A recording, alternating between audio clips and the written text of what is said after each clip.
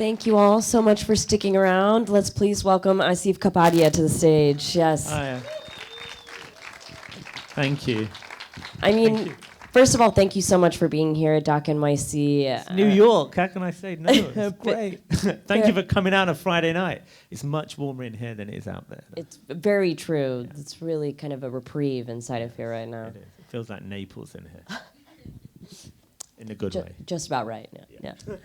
Well, I would just love to have you start off by talking about how you got involved with Diego and his family and the experience of getting this project started.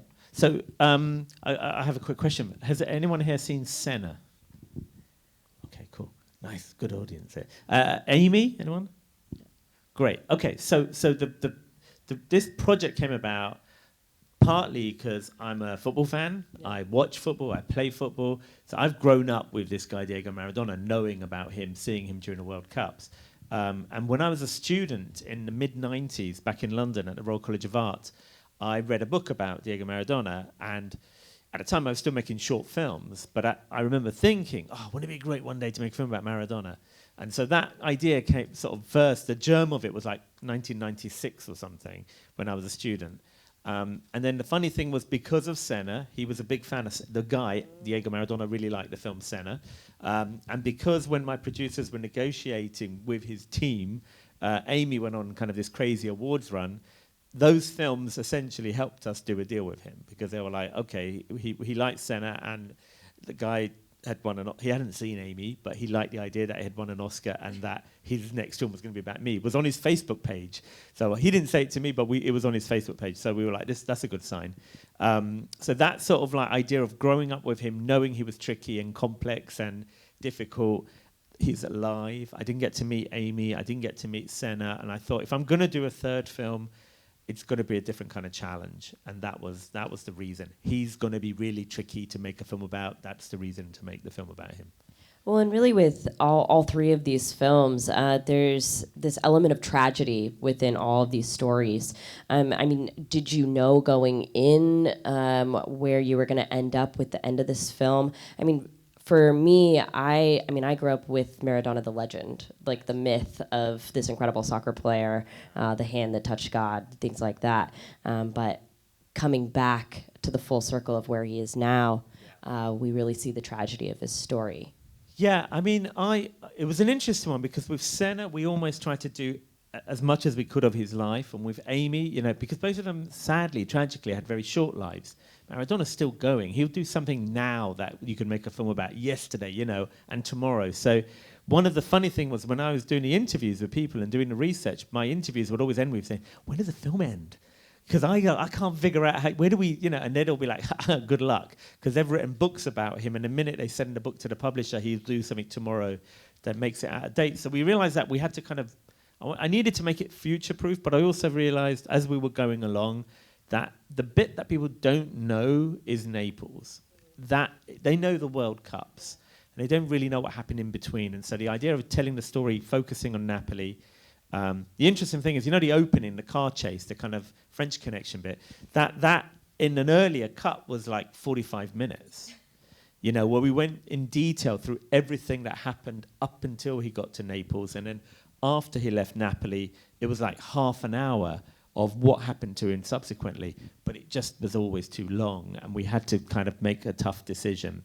And that's when we decided to focus on Napoli, because really that's the big story of where he becomes the best player in the world, where he wins the World Cup, he wins the championships, he kind of has a hard time, but all of his personal problems start there. Everything that he is now is because of what happened there. The legend is because of Naples. And that ended up being the kind of centerpiece of the movie. And everything at the beginning ended up being like, summed up into a rush to get there. And everything afterwards is like this kind of slightly more poetic way of saying this is what happens afterwards. Well, and it's not necessarily always a great portrait of Maradona. Like, he doesn't always come off well. Did you find that it was challenging to get him to open up about the darker sides of who he was? Yeah, so the key thing, one of the deals when we were doing the negotiation was that my producers sort of did an agreement where I would get 9 hours of interviews with Diego Maradona, which at the time I thought that's not a lot, because on Amy, it wasn't unusual for me to do a 5-hour interview with somebody and go back and do another 5-hour interview. And often you talk for 5 hours, but it's the last 20 minutes I might use, or bits of the last 20 minutes. In this case, it was 3 times 3-hour interviews. Okay, fine, we'll try. I had no idea what state he would be in. I didn't know if he'd remember anything. I didn't know if he'd be friendly. I didn't know if he'd attack me if I asked a question he didn't like. There's a real myth about this guy. You don't know what you're dealing with. I live in London. We're editing in London. Diego lives in Dubai, so we had to go to Dubai to interview him. The story takes place in Napoli, in Naples. Most of the people he interviewed were living in Buenos Aires. So this was like a crazy bit of traveling to get it all together and put it together. So I went out to Dubai and I met him. In the end, I've kind of interviewed Diego about 4 or 5 times now. Met him 4 or 5 times. His attention span is about 90 minutes, funnily enough. So he gets tired and gets bored, and then it's over. So I think it's over. We should leave. Can I come back tomorrow? And if it went well, he'd be like, no. And if it went well, then he'd be like, yeah, come back tomorrow, and we'd carry on. And we kind of started building up a kind of relationship of some form. The first time I interviewed him, he was watching TV while I was interviewing him with the sound on. That was the starting point. I was like, this is weird. And he's watching football, obviously, on TV while I was trying to interview him. He went to the restroom, and when he went to the restroom, I muted the TV. I thought, let's see if he noticed. He didn't care, he carried on. So I had to sort of record that interview myself. And then gradually, as we went along, I was able to bring another member of crew. And it was all going cool. It was going well. And one of the first interviews, I asked him about his ex-wife, Claudia, who's a big part of his life. And I thought, that's an easy question. And of course, straight away, he goes, don't bring her up. I never want to hear her name ever again. I'm like, okay, cross that out. The reason a lot of the footage exists is because Diego's first agent hired 2 Argentinian cameramen to film him. So a lot of that footage, behind the scenes, on the pitch, all of that was shot by 2 cameramen hired to tell the story of Diego Maradona. And they started working in 1981, and they followed him when he went from Boca Juniors in Argentina to Barcelona. That's why we have the operation when they're cutting him open. That was his own cameraman filming that. I've got it in gruesome detail if you want to see that ever. They followed him to Naples. All of this stuff existed. So to get that, I thought I'd ask him about the agent who did it. And of course, I said, Jorge, your agent, tell me about this guy. He goes, don't bring him up. He stole from me. So whenever I brought anyone up, it would be I don't want to hear from them. And his whole thing is, you're making a film about me. You should just talk to me about me. I don't want to talk to anyone about anyone else. So the only way to get him to open up was to talk about his mum. That's a good starting point always. Talk about his mum, talk about his sisters. And then he kind of relaxed a bit and we got somewhere. I saved up the tough ones about illegitimate, kind of the children he didn't recognize, cocaine, the Camorra. Let's just say that saved up to interview number 5. Because I knew this is probably going to be the last time I get in there with him, and that's when we went through all of the other stuff. The kind of typical week in the day in the life of Maradona, how when he was playing, and Monday we'd do this, on Tuesday we'd do that. That was all from that last interview, where I remember thinking, I've never heard him talking like this before. We'd go out, we'd party, we'd do this, and then I'd run and sweat it off, and then I'd play again and win the championship and be the best player in the world. That's mad. All right, I'd love to open it up to the audience. Yes, right here in the front. First of all, thank you for bringing New York. I follow your Instagram, and I saw that you were in London last week, and I remember telling a buddy of mine, I was like, fuck, I need to fly to London. I came to you instead, man. I appreciate that. Thank you so much for being present.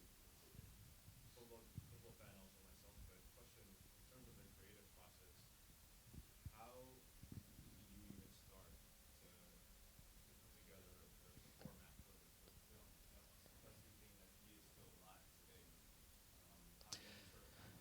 How do you put it together? I mean, what we do, what I do on our films is there's a lot of research, there's a lot of prep, almost a year on these films of just finding out who's who and where is their material and trying to get footage, whatever it is, everything. I want to see anything. Cast the net really wide.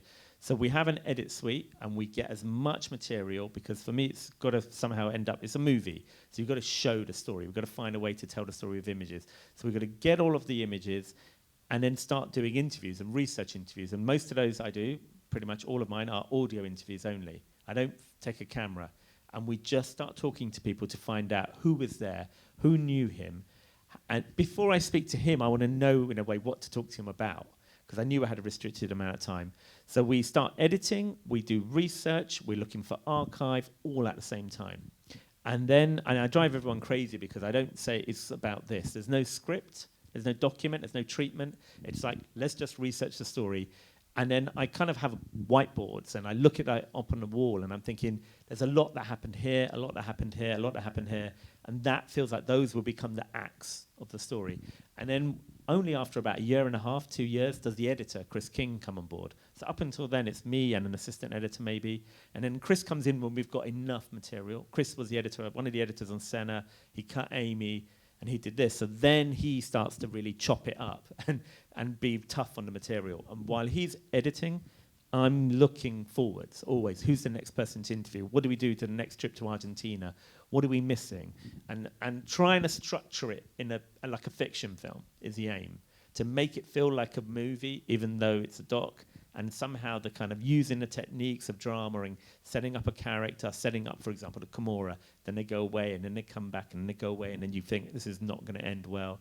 And then, just having that kind of vibe of Senna for me was like a spiritual action film genre, and Amy was a kind of tragic love story musical, and this was always felt a bit like a kind of early Scorsese film or something. These are street guys, and he's a street guy who happened to play soccer, and he played football the way he lives, which is like cheating, brilliant, and a bit of cheating. That's the way he lives. That's his life, So that was the idea. Hey, we got time for a couple more. Yes.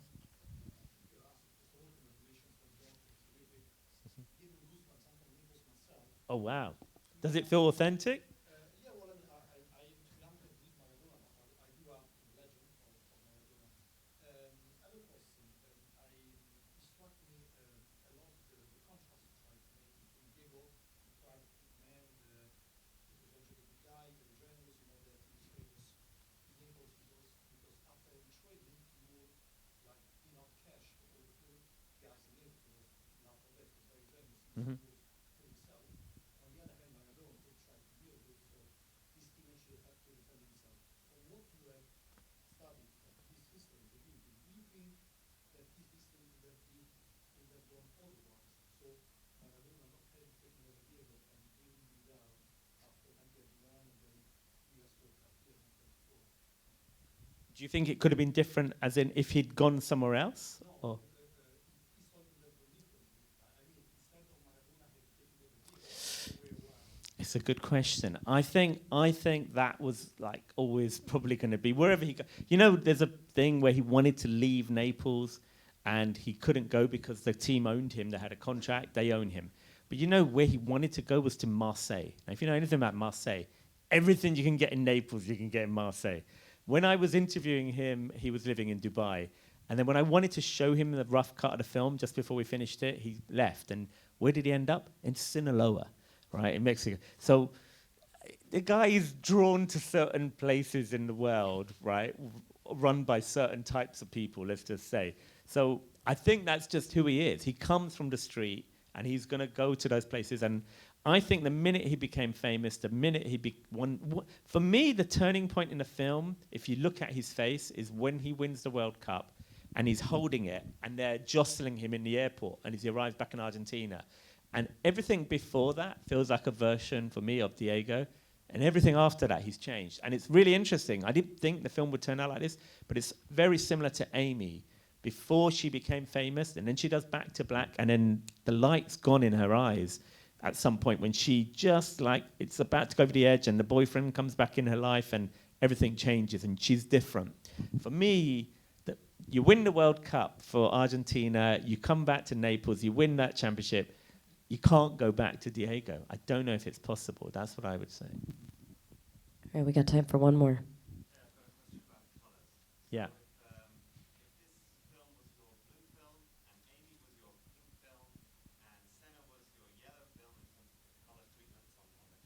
Right. We're talking fonts right now, yeah? Is there a personality or a genre you'd like to explore in a potential green film? Green film. Well, I would do the genre way, and then we can worry about what color it's going to be. Because, like I was saying, like Senna was like an action hero, movie star, spiritual, right? Yellow is the kind of Brazilian color in this case. Amy, she's not really that pink as a kind of character, but she's pink. So that was the musical. This is like a kind of street gangstery type thing. Sci-fi, I think the vibe I'm in the mood for right now is like some sort of green sci-fi thing, time travel. That's what I'm in the mood for. There you go. That would be good.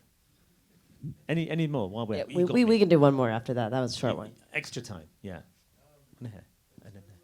How you cut the scene specifically out of the soccer matches. Yeah. How did you approach that? Because it's such a singular focus on Maradona. Yeah. It kind of reminded me of like the John McEnroe film that came out last year. That came out after us. The Zidane film. But they always felt very connected to the story. So how did you? It's a good question. How did we kind of decide to show the football? The challenge of football and making films about football is there's 22 players on a really big field and a referee, and the cameras are really far away. Now you have like maybe 20 cameras or 15 cameras, really long lenses that you can show close-ups and everything. But in this time, when he was playing, if you were watching football on television in Italy, it was one wide-angle shot from the top of the stadium, right? And it's just dots running around. You wouldn't even know which one was Maradona. So that was one of the challenges, is like, how are we going to tell this story? It's not like Senna when we're in the car and you're with him, you are him. With Amy, you know you're going to have a single person on stage. So that was a worry. And then this footage that these two Argentinian cameramen shot, we got hold of it and we decided, actually, we don't care about what happens in the whole match. We don't care about if the score finished 3-1. We're not going to show every goal. And it became a kind of rule of saying, how little can you show of a game? And in the end, it might just be one move that he does, or one goal, or one assist, or something like that, and trying to reduce it down. Because the balance, the scary thing is always when you do a film like this, when is it too much bloody football? You know, and my wife will come in and say, it's been too much football. I said, man, it's really boring. And you're like trying to, and then everyone else is like, there's not enough football. He's a footballer. You've got to put him on football. So that argument I'm having with myself of how much do you put in, how much do you take out, and how much you just focus on him. And it became just about showing him. And actually, I think the World Cup final is the only time when we go through the goals, you know, where they score two, the Germans score two, and then they come back again. But other than that, we never go through a whole match. And tried not, I don't know how it plays for you guys, but tried not to make it like a highlights package. And hopefully the intention is always to somehow, everything is there because it's sort of motivating his character. Every scene has to somehow move the story forward. Something happens that takes it on character-wise to the next stage. Unfortunately, that's all the time we have, but I want to thank you so much for being here, and thank you guys all so much for sticking around. Thank you. Yeah, and enjoy the rest of your time at Dock NYC. Thank you.